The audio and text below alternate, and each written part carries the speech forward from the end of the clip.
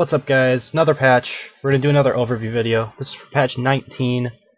So this patch specifically didn't have a ton added to it. A couple really good things, but really they spent a lot of time in the dev chat, which is the first thing I want to talk about. Kind of giving insight on what they're going to be doing moving forward. They have a lot of big things planned that are going to take more than just 1 month to be able to produce. And I went over a couple of the different things, and I think this is a really good dev chat to watch if you haven't watched it already.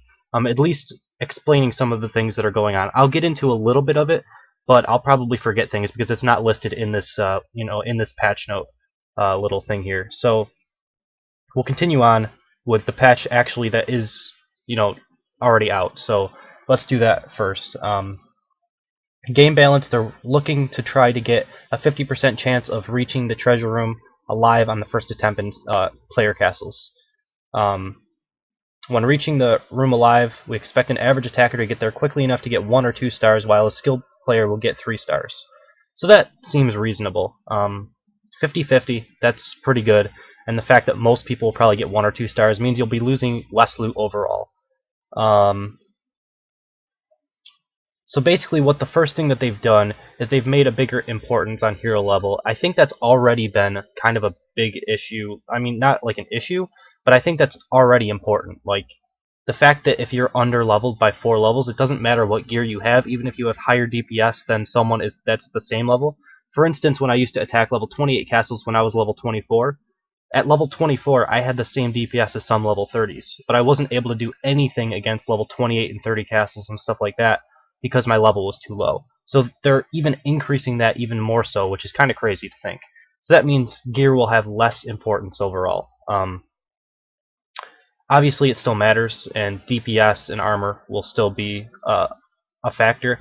Armor does more for you now, apparently, than it used to.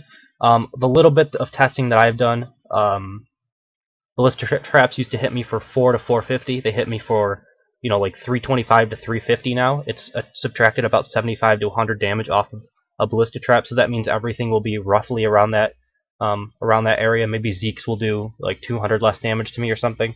But for a knight that has really high resistances, it'll matter a lot more. So maybe the knight got a pretty big buff out of this. I'm not 100% sure because I don't play the knight all that often. There's actually some more in-game balance that has not been outlined here. The couple things that I've noticed, the big one is Explodifiers and Mr. Boom Booms. Explodifiers and Mr. Boom Booms now have to walk to a point where they can see you before they start attacking. So they will stop. They won't release bomblets and little splodies before they see the hero. But as soon as they see the hero, they launch 2 to 3 of them at once, and then they start attacking as normal. So basically, the range has been nerfed. Their long pull through the wall potential has been nerfed like substantially, and the fact that they take a lot less time to actually get around to you is a pretty big nerf as well. So basically they've been nerfed quite a bit, and we might still see Mr. Boom Boom. I think will still be seen quite a bit. Explodifiers not so much, I would say, and Mr. Boom Boom will probably be more of a room-to-room situation. There's going to be certain rooms that he's really good in, certain rooms that aren't so good with him. Like that T-junction room where there's a long straightaway, he's going to start firing a lot earlier than if they were able to like hide behind a corner and then he would walk all the way up close to them. So it's very similar to how Bone Puppeteer works, where he has to see and become in sight with the hero before he starts supporting the creatures around him. He has to like release his skeletons first, basically. It's kind of the same principle with this.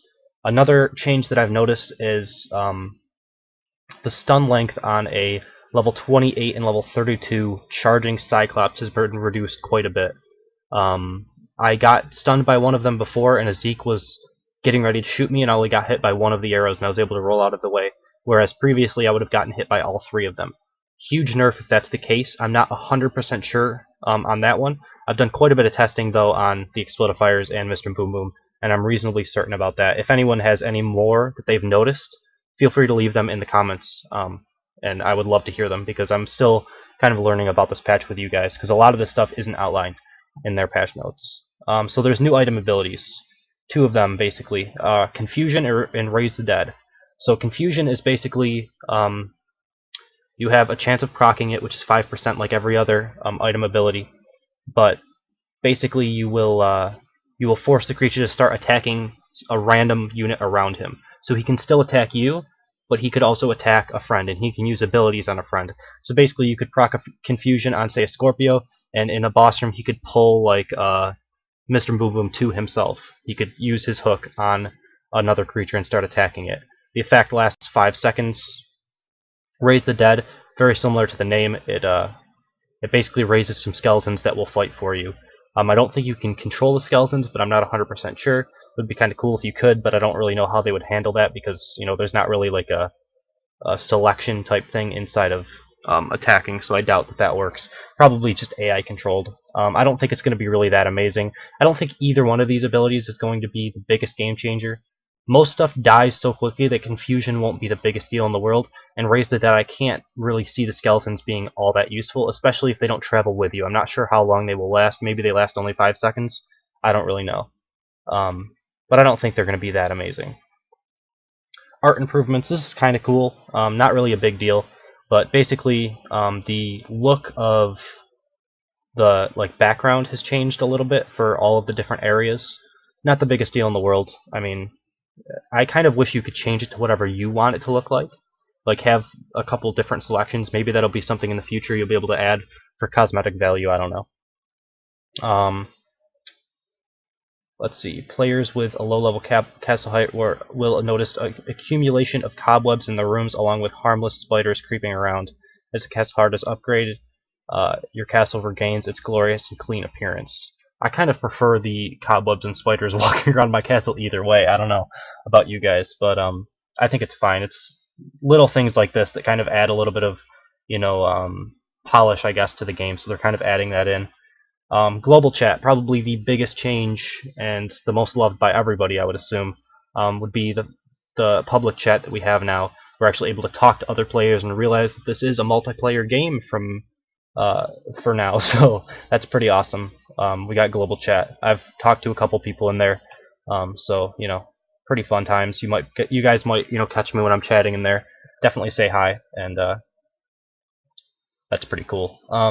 Profile picture is another little cool thing, just something that they kind of added in there. You can see it on your friends list. You can see it when you're viewing someone's profile. I think that's the only situations where it pops up, but I mean, it's nothing bad. And then obviously they added this room, which is Cornelius Emporium or whatever. It's basically the where you get all of your cosmetic stuff, the themes, the costumes, and all that sort of thing. So basically it's just another room that will go inside of your castle. We had one extra slot, so I guess they just threw it in there. And that's going to be where you get all of that cosmetic stuff. A couple bug fixes. Stairmasters used to be able to teleport inside of walls, and you would never be able to loot them if they kind of got stuck and it was like exploitable. We modified the selection of PvE castles in the first region, so I don't know exactly what they did. I haven't been there in a very long time, so they modified that.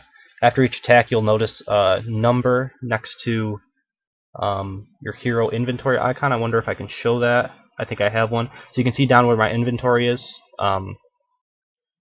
There is a little number 1 next to it. That's basically the amount of items that I haven't moused over and checked since I attacked the castle. Alright, let's throw this back up.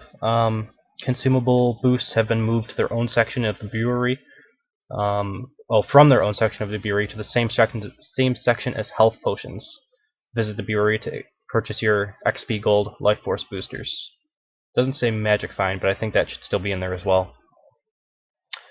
Fixed a bug with Icy Blast. Should now properly debuff the attack speed of affected creature, and fixed a bug in the matchmaking which caused some players to not be attacked. So this is a pretty big fix for some people as well.